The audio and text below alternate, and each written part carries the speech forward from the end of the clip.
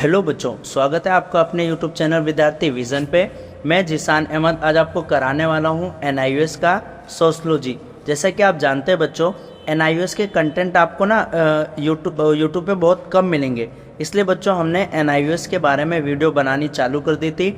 और वीडियो हमने चैप्टर के लास्ट से बनाया था बच्चों, क्योंकि आपका एग्ज़ाम बच्चों 4 मई से ही है, इसलिए हम इस चैप्टर में 2 चैप्टर को कवर करेंगे, 5वां और 6ठा, जिसमें हम मोस्ट इंपॉर्टेंट क्वेश्चंस के बारे में जानेंगे, MCQ सॉल्व करेंगे, साथ ही साथ बच्चों चैप्टर की समरी के बारे में जानेंगे। तो आइए स्टार्ट करते हैं अपने वीडियो को, जिसमें हम चैप्टर 5 समाज, समुदाय, संघ और संस्था के बारे में पढ़ेंगे। अगर आपको समाज के बारे में पता है, समुदाय पता है, संघ पता है और संस्था पता है, तो ये चैप्टर बच्चों आपके लिए बहुत आसान होने वाला है। इस पार्ट में बच्चों हम समाजशास्त्र समाज का विज्ञान है जो मनुष्य के जीवन और उसके कार्यों को समझने के लिए आधारभूत इकाइयों पर प्रकाश डालता है। तो वास्तव में क्या है बच्चों समाजशास्त्र? समाजशास्त्र को हम सोशलॉजी कहते हैं और समाजशास्त्र के पिता बच्चों अगस्टे कॉम्टे हैं। ये विषय बच्चों पहले नहीं था, सन 1838 में बच्चों समाजशास्त्र विषय के रूप में आया था। और समाजशास्त्र में बच्चों हम समाज के बारे में ही पढ़ते हैं, इसीलिए हम अलग अलग संस्थाओं के बारे में जानेंगे। जैसे कि बच्चों इस पार्ट में हम समाजशास्त्रियों के द्वारा जो आधारभूत अवधारणाएं हैं ना, उसको समझेंगे और उससे समाजशास्त्र में अपना बेस क्लियर करेंगे। तो इसमें हम समाज के बारे में, समुदाय, संघ और संस्था यानी इन 4 चीज़ों के बारे में बच्चों पढ़ने वाले हैं। सबसे पहले बच्चों हम पढ़ेंगे, इस पाठ के पढ़ने का उद्देश्य क्या है, तो समाज और समुदाय की अवधारणा को परिभाषित करेंगे, समाज और समुदाय के बीच में समानता और असमानता की बात करेंगे, संघ और संस्था की अवधारणा की व्याख्या करेंगे, संघ और संस्था के बीच संबंध जानेंगे और सामाजिक जीवन के अध्ययन में अवधारणाओं के महत्व को जानेंगे।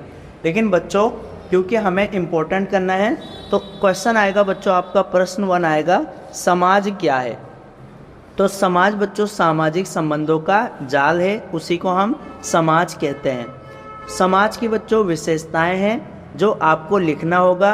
अगर पूछे बच्चों समाज और समुदाय में क्या अंतर है, तो आप लिखना समाज की विशेषता है कि समाज अमूर्त होता है बच्चों, समाज में समानता भी होता है और भिन्नता भी होता है बच्चों।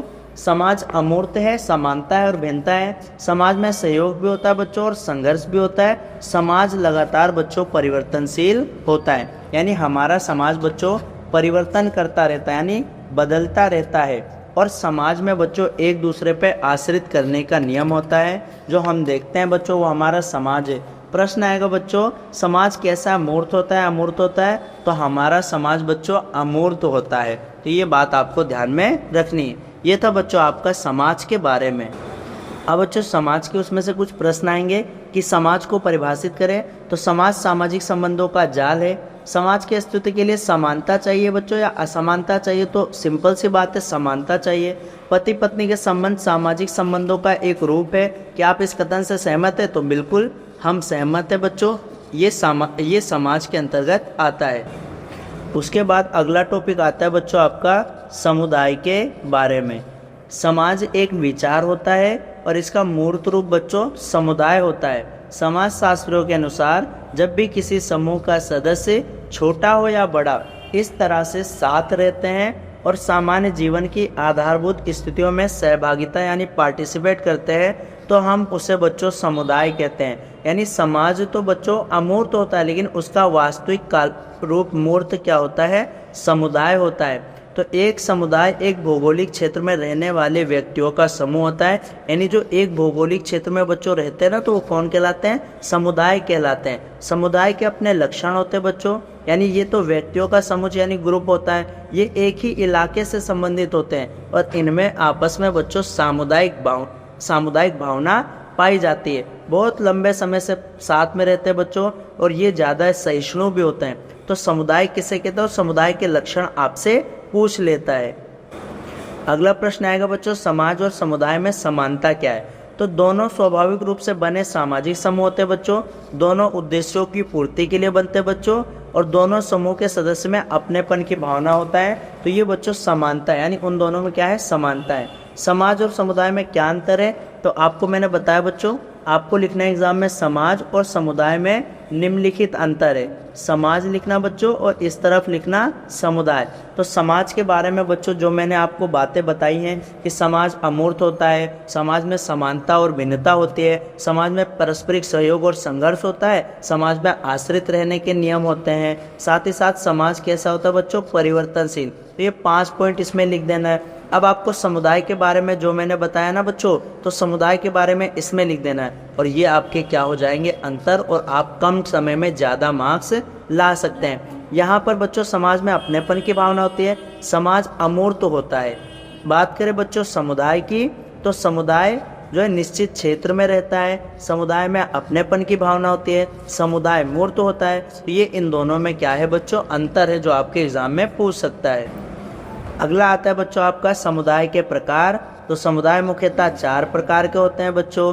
समुदाय 4 प्रकार के कौन कौन से बच्चों, तो कई प्रकार के होते हैं वैसे, लेकिन हम यहाँ पे 4 प्रकार पढ़ेंगे बच्चों। पहला ग्रामीण समुदाय यानी जो गांव में रहते हैं और 68% लोग बच्चों गांव में रहते हैं। दूसरा आता है बच्चों शहरी समुदाय यानी जो नगरों में रहते हैं, 31% जनसंख्या नगर में रहती है। राष्ट्रीय समुदाय और विश्व स्तरीय यानी अंतर्राष्ट्रीय समुदाय। तो समुदाय 4 प्रकार के होते हैं। भारतीय सामाजिक जीवन बच्चों, तो भारतीय सामाजिक जीवन में ग्रामीण समुदाय पाया जाता है, यानी गांव के लोग कृषि आधारित अर्थव्यवस्था, खेती बाड़ी करते हैं। गांव में शांति, सहजता, सरलता और भाईचारा होता है। गांव में बच्चों क्या होता है कि गरीबी और निरक्षरता गांव अहम में होता है, यानी गरीब होता है। गरीब किसे कहते हैं, जो अपनी मूलभूत आवश्यकताओं की पूर्ति नहीं कर पाते, यानी रोटी हो गया बच्चों, कपड़ा हो गया और मकान हो गया। निरक्षरता का अर्थ होता है बच्चों अशिक्षा, यानी जो पढ़े लिखे लोग नहीं है। और भारत में बच्चों 35% लोग अभी भी पढ़े लिखे नहीं है।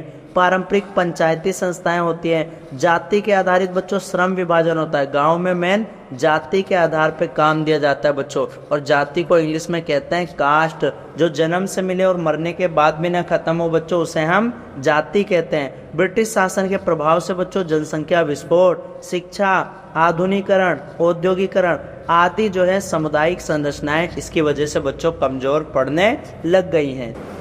इससे पाठगत के महत्वपूर्ण प्रश्न बच्चों, निम्नलिखित में से कौन समाज और समुदाय के बीच अंतर बताने वाले तत्व है, तो निश्चित इलाका। समाज मैंने बताया हर जगह, लेकिन समुदाय निश्चित इलाके में रहता है। निम्न में से समुदाय के सही लक्षण क्या है, गतिशीलता है। निम्न में से कौन समुदाय का उदाहरण नहीं है बच्चों, नगर नहीं है। अगला आता है बच्चों आपका संघ। अगर आपने संघ के बारे में समझ लिया तो समाज, समुदाय, संघ में अंतर बता देंगे। संघ उन लोगों का समूह होता है जो एक साथ हो जाते हैं, और एक साथ क्यों होते हैं बच्चों, विशिष्ट लक्ष्यों की प्राप्ति करने के लिए, यानी एक लक्ष्य को प्राप्त करने के लिए एक हो जाते हैं, यानी उद्देश्य की पूर्ति के लिए, तो वो संगठित हो जाते हैं, तो उसे हम संघ कहते हैं बच्चों। जैसे cricket club, music club, trade union, यानी इनका एक मकसद होता है, उसके लिए एक हो जाते हैं। संघ के लक्षण या विशेषताएं क्या है, तो ये व्यक्तियों का समूह होता है बच्चों, ये लोग संगठित होते हैं। संघ के जो कार्य है तो होते हैं ना, उनके चलाने के लिए कई नियम और अधिनियम होते हैं, और संघ के नियम बच्चों लिखित रूप में होते हैं। ये लोग विशिष्ट लक्ष्य की पूर्ति के लिए एक हो जाते हैं, तो इसे हम संघ के लक्षण कहते हैं बच्चों। संघ और संघ के लक्षण आपको ध्यान रखना है। प्रश्न आएगा बच्चों समाज, समुदाय और संघ में क्या अंतर है। तो अगर आपको बच्चों समाज के बारे में पता है, अगर आपको समुदाय के बारे में बच्चों पता चल गया, और साथ ही साथ में संघ के बारे में पता चल गया, तो आप इसके बारे में लिख सकते हैं। आइए जानते हैं बच्चों कुछ पाठगत प्रश्न। तो निम्न में से कौन एक संघ का उदाहरण है, महिला क्लब संघ का उदाहरण है बच्चों। समाज और संघ में महत्वपूर्ण अंतर है यह है कि उत्तरवर्ती में निम्नलिखित होते हैं, लिखित नियम होते हैं बच्चों। निम्न में से कौन क्षेत्रीय आधार है, समुदाय क्षेत्रीय होता है बच्चों। निम्न में से कौन से लोगों के द्वारा विशिष्ट लक्ष्य हेतु बनाया जाता है, संघ। संघ जो है अलग से विशिष्ट लक्ष्यों के लिए बनाया जाता है। आपको सभी डेफिनेशंस बच्चों याद करनी है ताकि आप अच्छे से अच्छा मार्क्स स्कोर कर सके। अगला है बच्चों संस्था। तो संस्था के बारे में हमें ज़्यादा नहीं पढ़ना है।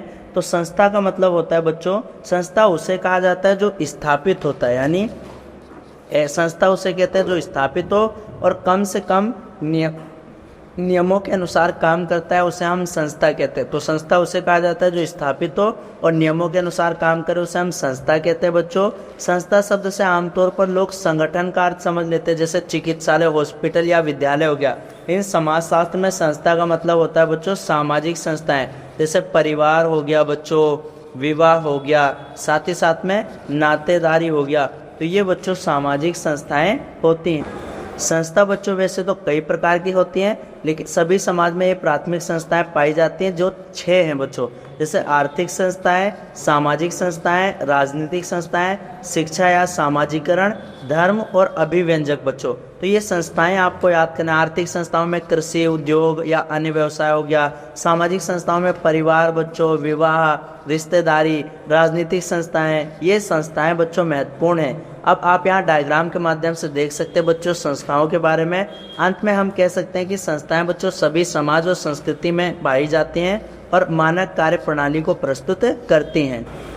आइए बच्चों अब कुछ महत्वपूर्ण प्रश्न के बारे में जानते हैं। तो निम्नलिखित में से संघ एक उदाहरण है धर्म है।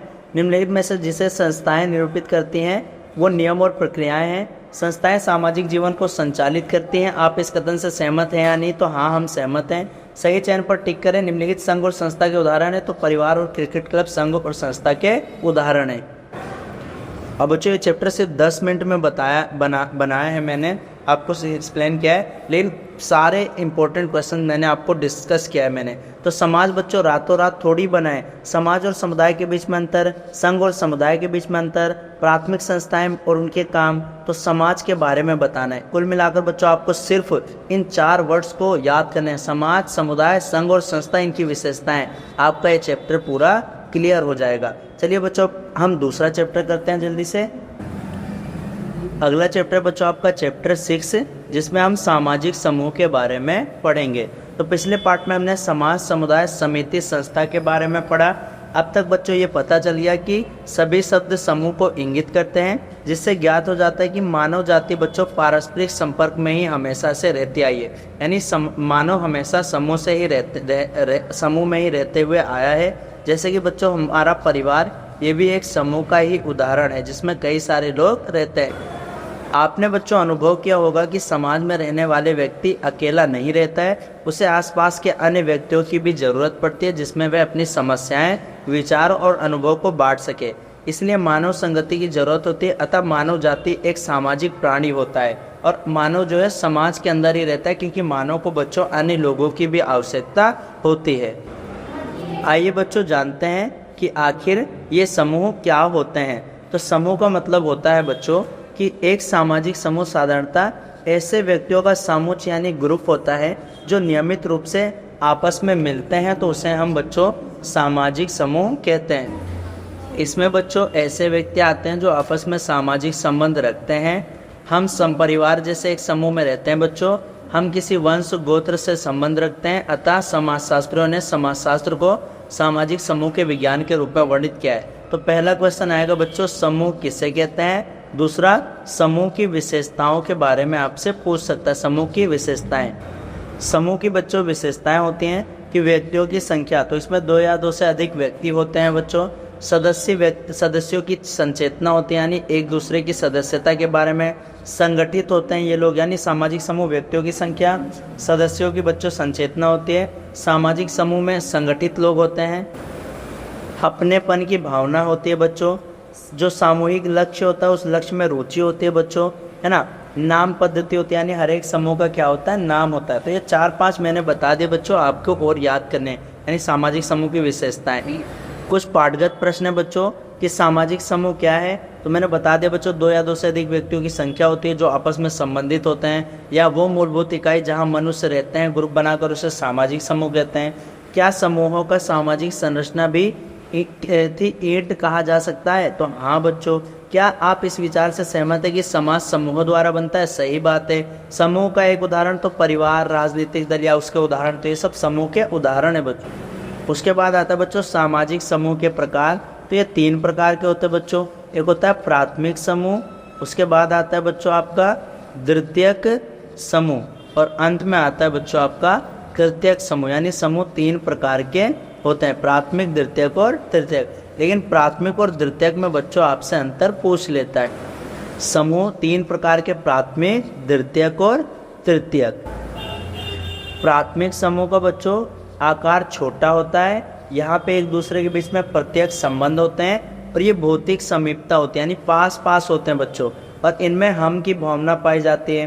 परोपकारिता होता है बच्चों, एक दूसरे के लिए त्याग कर देता है, यानी जान पहचान होती है प्राथमिक समूह में, जो पास पास जुड़े होते हैं, और ये स्वतः वृद्धि होता रहता है। लेकिन बच्चों द्वितीयक समूह का इसका उल्टा है, यहाँ पे छोटा वो बड़ा आकार हो जाता है, अप्रत्यक्ष संबंध हो जाता है, भौतिक समीपता बच्चों नहीं होती है, द्वितीयक समूह में हम की भावना नहीं पाया जाता है। तो ये प्राथमिक समूह की कुछ विशेषताएं हैं।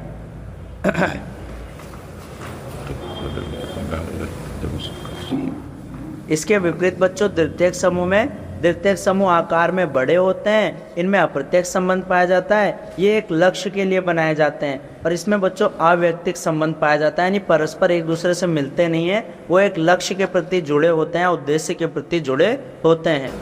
प्राथमिक और द्वितीयक समूह बच्चों अंतर आपको पूछता है, तो इनकी विशेषताएं आकार, तो प्राथमिक छोटा होता है और द्वितीयक बड़ा होता है। संपर्क की अवधि बच्चों, तो प्राथमिक में अतिकालिक होता है, ये अल्पकालिक होता है, यानी ये लंबे अवधि के लिए होता है, कम अवधि के लिए होते हैं। समीपता बच्चों, तो प्राथमिक समूह ज़्यादा समीप होता है, क्योंकि हम आमने सामने रहते हैं। प्राथमिक में आ गया बच्चों, जैसे आपका परिवार हो गया, प्राथमिक समूह में आता है, जिस मित्र के साथ हम खेलते हैं प्राथमिक समूह में आता है। लेकिन इसमें द्वितीयक में समीपता कम होता है बच्चों। रुचि का स्वरूप प्राथमिक में विस्तृत होता है, इसमें विशिष्ट होता है। संबंध बच्चों प्राथमिक में घनिष्ठ होता है, और इसमें जो है संबंध घनिष्ठ नहीं होते हैं। प्राथमिक में बच्चों ग्रामीण समाज में पाया जाता है, और द्वितीयक शहरी समाज में पाया जाता है। अगला आता है बच्चों पाठगत प्रश्न। तो संबंध के स्वरूप के आधार पर समूह 3 प्रकार के होते हैं, प्राथमिक, द्वितीयक और तृतीयक। आप किस प्रकार के समूह के आमने सामने संबंध कहते हैं? प्राथमिक समूह को। राजनीतिक दल बच्चों राजनीतिक दल किस प्रकार के समूह में आता है? तृतीयक समूह में आता है। कुछ प्रश्न और बच्चों। 36 समूह का उदाहरण मित्र है। जाति वर्ग नौकरशाही ये ऊर्ध्वाधर समूह है बच्चों। शिक्षित बेरोजगारी के लिए वेतनभोगी वर्ग संदर्भ समूह है। खुले समूह के सदस्यों की गतिशीलता संभव होती है। अगला बच्चों समूह और समाज में अंतर पूछ सकता है। तो अगर आपको याद है बच्चों समाज के बारे में मैंने लिखाया था ना, समूह की विशेषता क्या है? व्यक्तियों का समूह होता है, एक कृत्रिम होता है यानी समूह को इंसान बनाते हैं। समूह बच्चों संगठित भी होता है यानी एक ग्रुप होता है। समूह अस्थायी होता है, लेकिन समाज क्या होता है? स्थायी होता है। समाज संगठित होता है, ये अदृढ़ होता है। ये कृत्रिम होता है बच्चों, लेकिन समाज प्राकृतिक होता है ना। व्यक्तियों का संग्रह होता है बच्चों, यहाँ सामाजिक संबंधों की व्यवस्था होती है। समूह एक मूर्त होता है बच्चों, लेकिन ये क्या होता है? अमूर्त होता है बच्चों। समूह में हम की भावना पाई जाती है, संबंधित रहने की भावना पाई जाती है। तो समूह और समाज में अंतर भी आपके एग्जाम में पूछ सकता है। अगला क्वेश्चन बच्चों, हम की भावना प्राथमिक समूह से संबंधित है, सही। समूह मानक नियमों और प्रतिमानों का लक्षित होता है, गलत है बच्चों। समूह में अनेक समुदाय होते हैं, ये भी गलत। अंत में बच्चों पाठ के कुछ प्रश्न है। प्राथमिक द्वितीयक समूह में अंतर कीजिए। सामाजिक समूह की विशेषताओं के बारे में बताइए, है ना। समूह और समुदाय में क्या अंतर है? अपने शब्दों में अंतः और बाह्य समूह की व्याख्या कीजिए। तो एक होता है बच्चों अंतः समूह, ये मैंने नहीं बताया आपको। अंतः समूह में हम की भावना पाई जाती है, बाह्य समूह में हम की भावना नहीं पाई जाती है। अंतः समूह में संबंध में निकटता होती है यानी पास पास लोग होते हैं, है ना। इसमें संबंध में दूरी होती है बच्चों। अंतः समूह में समुदाय के लिए त्याग होती है, बलिदान होता है, इसमें नहीं होता है बच्चों। इसमें सहानुभूति होता है, इसमें नहीं होता है। सुख दुख की आंतरिक अनुभूति होती है, यहाँ पे ढोंग रचा जाता है बच्चों। तो ये आपके महत्वपूर्ण प्रश्न थे। उम्मीद करता हूँ आपको समझ में आया होगा। आपके इसमें 2 चैप्टर मैंने जल्दी कवर करा दिए, क्योंकि आपका एग्जाम बच्चों जल्दी होने वाला है। मिलेंगे नेक्स्ट वीडियो में, तब तक के लिए जय हिंद बच्चों।